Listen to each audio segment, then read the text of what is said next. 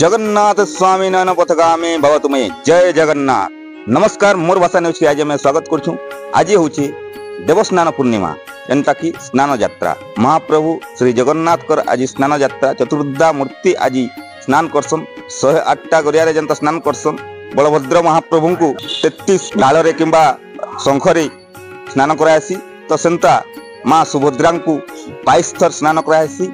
आउ प्रभु श्री जगन्नाथ को 35 थर स्नान करासी।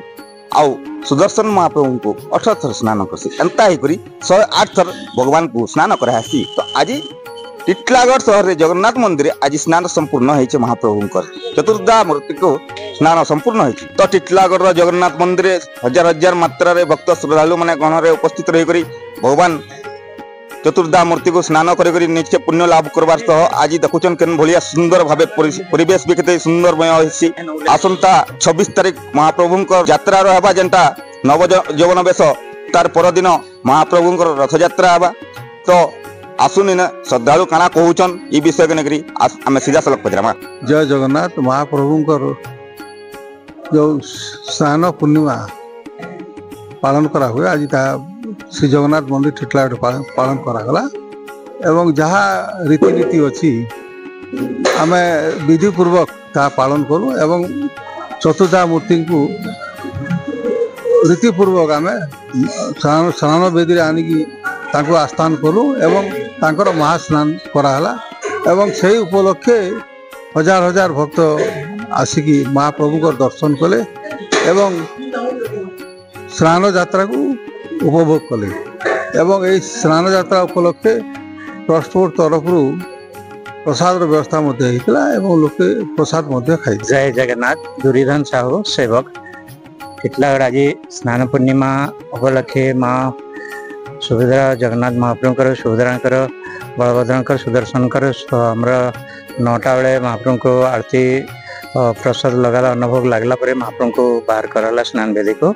आ स्नान वेदी रे चतुर्धा मूर्ति को बसई करी सब भक्त मान संगे बहुत बहुत भाव में आम स्नान पूर्णिमा सेलु।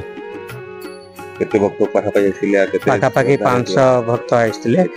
एमएलए आमर सप्लेटर महासभा भी आइसले, एमएलए भी आइसले।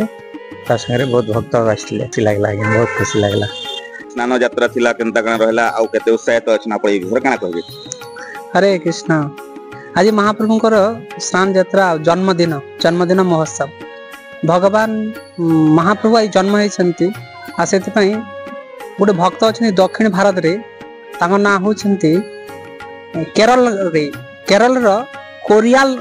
कोरियाल एमती गोटे ग्राम अच्छी से गाँव से भक्त आसी ए स्नान यात्रा दिन तांको ना थिला गणेश भट्ट।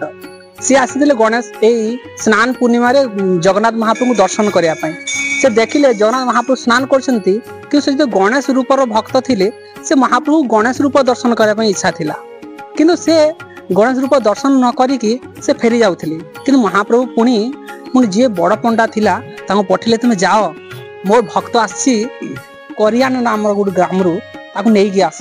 से आसिले पुणी जगन्नाथ महाप्रभु को पुणी यही गजानन बेश दर्शन कले। कहीं से भागवत रे पढ़ी ब्रह्म संहिता पढ़ी जे स्वयं श्रीकृष्ण ब्रह्म जहाँ को दर्शन कले मात्र मुक्ति मिली जाए कि से कौन से भक्त मान देखले मुक्ति मिले ना कि जो गणेश रूप में भगवान जगन्नाथ महाप्रभु देखले परम ब्रह्म को देखले आ ब्रह्म रूप में देखले मुक्ति होगापी से मुक्ति हो गले। से महाप्रभु स्पेशल दर्शन करती ए स्नान पूर्णिमा जो मैंने दर्शन करती जन्मदिन रे परम ब्रह्म को पूरा मुक्ति होती।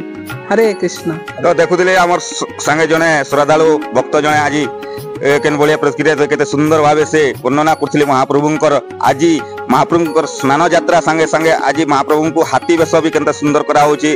पूरी श्रीक्षेत्र रे जनता कराई छे सबु अंचल रे अनेक ओडिसा तथा अनेक जगह रे करासी। महाप्रभु श्री जगन्नाथ कर मंदिर रे जेन जेन जगह रे महाप्रभु पूजा पासन तो सेंता टिटलागढ़ रे मध्य बहुत उत्साहित करी हजार हजार परिमाण रे भक्त श्रद्धालु माने आज उपस्थित रही करी ई स्नान यात्रा रो महा आनंद लाभ दर्शन कले। आउ समस्ते महाप्रभुंकर आशीर्वाद समस्ते पाइछन। अपेक्षा रहला महाप्रभु काल ठानु अनसर घर रहबे। तापर 27 तारिख रथ यात्रा रहबा।